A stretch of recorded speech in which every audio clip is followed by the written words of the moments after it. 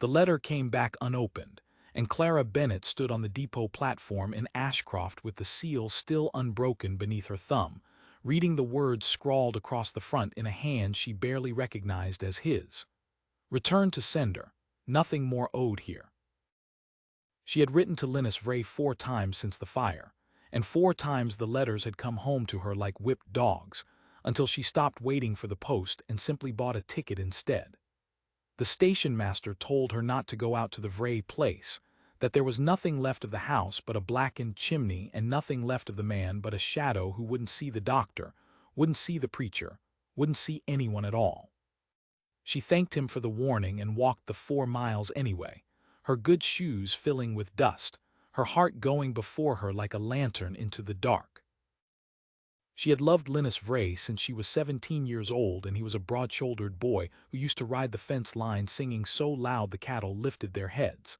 She had promised to marry him the autumn after the roundup. Then the barn had gone up in the night with him inside trying to save the horses, and the fire had taken the horses, the barn, most of the house, and the left side of his face and his hand besides, and what it left behind had written to her exactly once. It said she was free of her promise. It said he would not hold a whole woman to a ruined man. It said, in a hand gone jagged with pain, do not come. She had come anyway. The ranch, when she reached it, looked like something scraped raw. The barn was a black skeleton against the sky. Half the house stood, roof caved on one end, and smoke still bled faint from a chimney that seemed to be all that remembered what a home had been. A dog she didn't know limped out to meet her, ribs showing, and behind it in the doorway stood the man she had promised herself to. He was thinner than she remembered, and he stood with his right side turned toward her the way a man turns from a wind he can't outrun. The left side of his face was drawn tight and shining, the ear gone small and strange, and his left hand was wrapped in a filthy bandage he had clearly tied himself, one-handed, badly. But it was his eyes that stopped her breath, the same gray eyes, the ones that used to watch her across the churchyard like she was the only lit window in a dark town, now looking at her like a man watching his own execution. "Go home, Clara," he said. His voice had survived the fire hole, at least, low and rough as it had always been. "I wrote you not to come." "You wrote me a lot of things," she said, and made herself walk closer, though her chest ached with the wanting to run to him and the knowing that he would only step back if she did. "I read every one. I believed none of them." "Look at me." "I am looking at you." "Then you see it." His jaw tightened and the burned skin pulled taut at his temple. "I can't work a rope with this hand, can't sit a saddle a full day without near falling off it. The bank's called the note on what's left of this place, and in a month I won't even have this to be ashamed in front of you in. I'm not the man who asked you to marry him, Clara. That man's dead. Bury him and go on."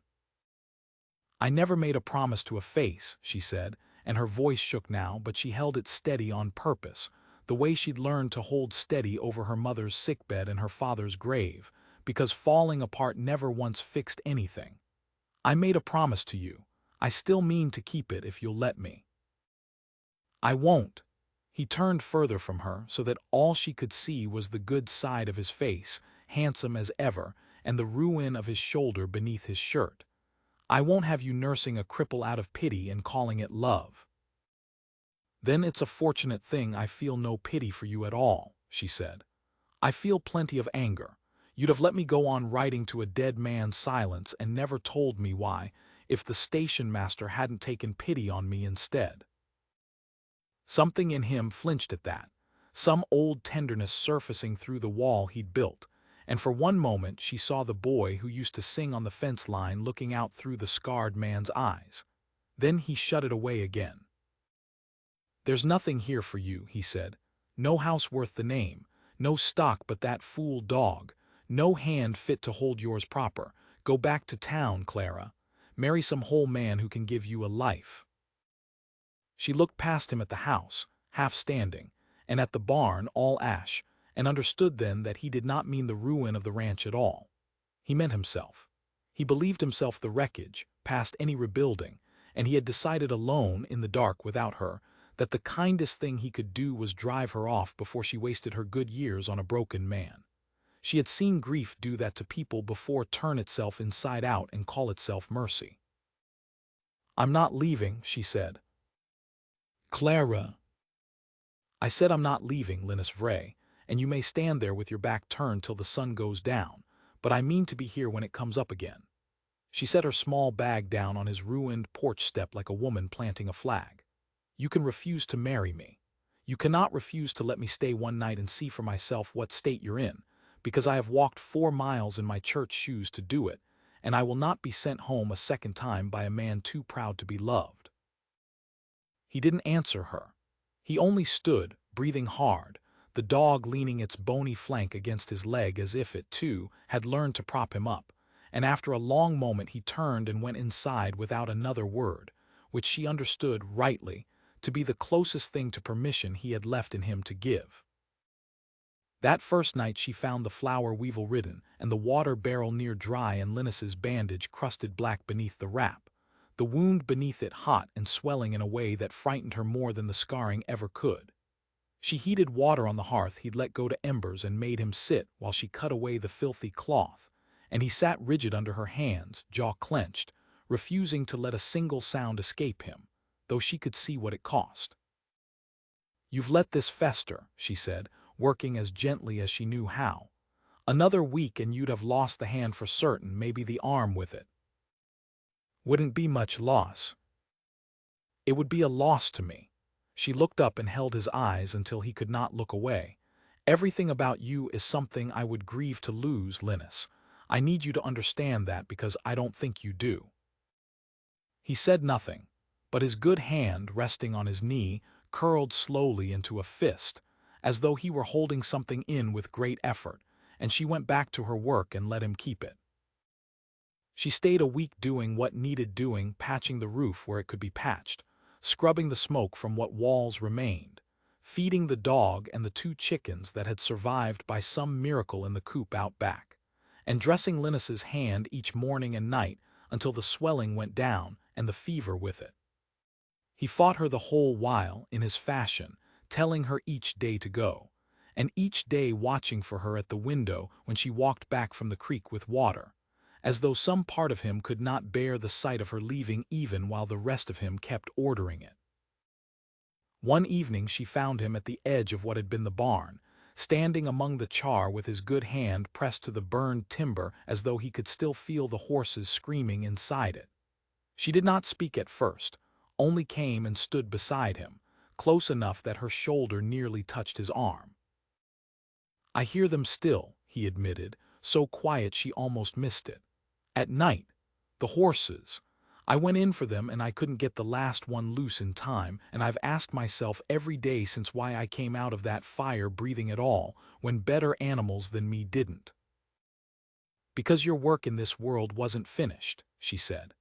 "I don't pretend to know the Lord's reasons better than the next woman, but I know a coward doesn't run into a burning barn for horses that aren't even his to lose, and you are many things, Linus Vray, and a coward has never once been among them."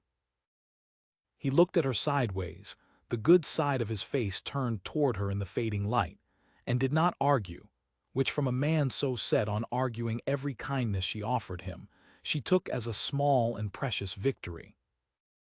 By the 5th day he had stopped telling her to leave each morning and started, instead, simply handing her the coffee pot without being asked, which she understood, in the language 2 people build between them when words have grown too dangerous to trust, to mean very much the same thing as staying had come to mean for her.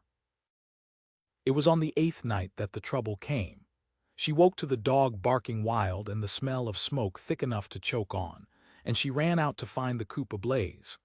A lantern Linus had knocked reaching for feed with his bad hand, too weak yet to hold steady, and the fire catching dry straw in an instant and licking toward the house's remaining timbers. Linus was already there, beating at the flames one-handed, his ruined face lit orange, and she saw in that instant the whole shape of what he feared, not the fire itself, which he'd have run into without a thought, but that this was his life now, one more thing burning down around him while he stood too broken to stop it. "The water barrel," she shouted and ran for it herself, hauling it half full toward the flames.